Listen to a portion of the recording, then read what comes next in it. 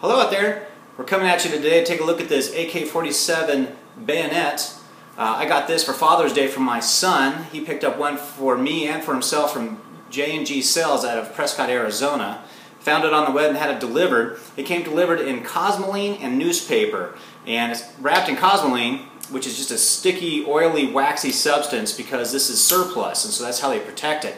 So we're going to show you today how we went about cleaning it up, how we took apart the knife and the sheath so that we could get at all the Cosmoline, and we're going to show you how to basically get rid of all of that and how we went about doing that. So anyhow, it's this AK47 Bayonet. Let's go to it. Okay, so here we are. We've got two AK-47s, as it were, bayonets. I just got them. So what I've done is basically put them here in some hot water, and Cosmoline basically starts to soften up and dissolve, if you will, or just melt away at about 120 degrees. 120, 122, somewhere in that ballpark. I'm not trying to get a rolling boil here. I'm just trying to get some nice hot water. I've also put in some degreaser, kind of like a Fantastic, if you will, just to try and help with some of the grease removal. So we'll see how mucky, you can see the Cosmoline on the blade right there. We'll see just how mucky this water gets once they heat up and sit here for a little while. Water's still not boiling yet. I've taken a toothbrush to some of it, and you can really start to see all the goop that's floating around in there. You can see how much more murky the water is. There's the two blades in there. Well, we'll keep letting them heat up, and hopefully more of this stuff will dissolve right off. It's really hot, and you can see the molasses that it now is. But all the parts are actually in there. Let's see if I can... Whoops. There's a knife. So we're going to dump all this and rinse these off, and most of the Cosmoline is gone. It's got some markings there, but for surplus this is in great shape. So it really doesn't come apart too much. This here is your spring-loaded capture. That comes apart easy enough with a screw. And you can see, I don't know if you'll be able to see this or not, there's a couple of stamp marks where they actually, once the screw's in place, they stamp it so that it won't come undone. Screw, spring, and it leaves behind the capture, so you can see. And then this end butt piece will come off as well. My son got two of these, one for him and one for me. The one he had, this coming off of here, oh man, that was a really, really tight fit. It took just about everything I could get to get it off of there. But you want to, because there's going to be Cosmoline inside of here, down in, I mean, it's everywhere. And then this will not come off. At least, unless you probably drilled out this, because this is pressed, formed around the handle, will not come off. Throw that in just like that.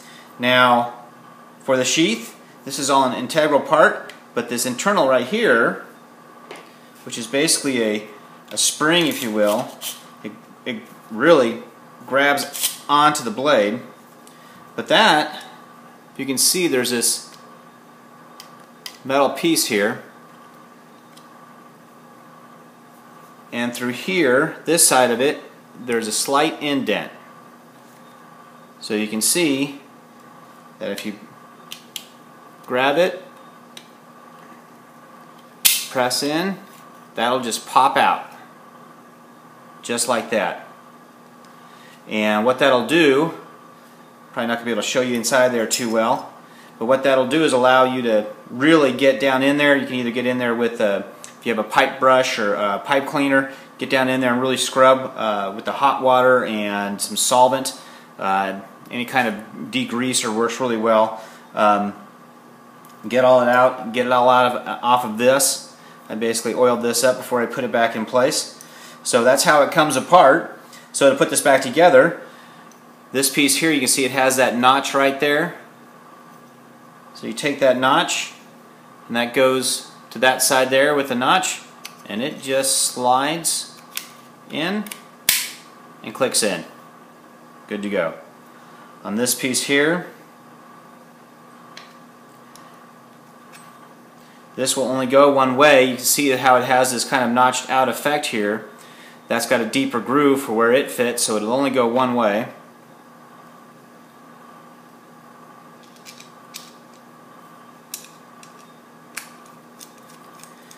Now, one thing you will want to look for if you are taking apart multiples of these at the same time is that these screws, you can kind of see right on the back side there, you can see the little notches that were made when they crimped. And you can see just as I turn around there, they come up, they line up, and that's where they punched it to keep it from coming out. If you have different models, that screw could be a little longer, could be a little shorter. I found if I put my sun screw in, it stuck out a little bit too much, so I had to swap the screws. Then on this here, see how it has the catch? That's going to go in like that.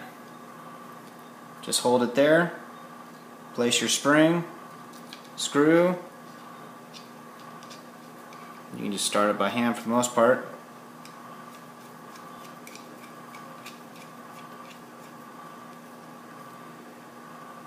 And again, you can see right where those notches are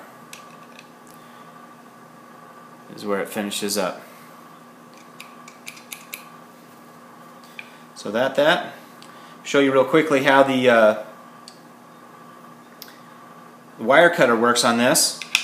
The blade will only go onto this one way. It won't go this way.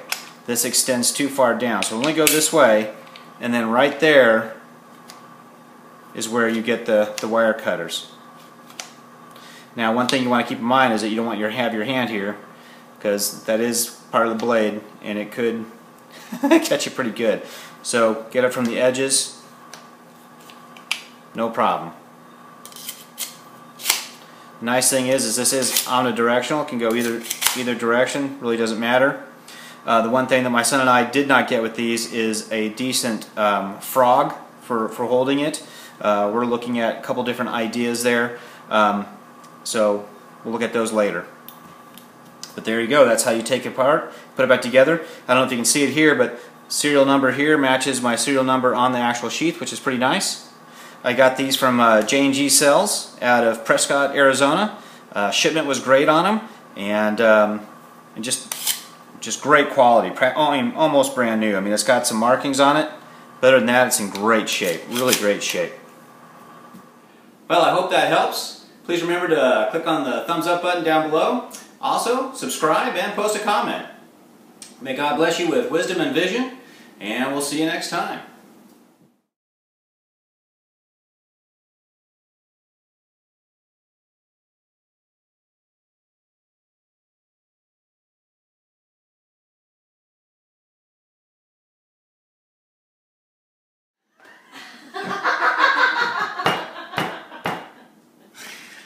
Oh my gosh. I don't even know if that'll make it out on blooper.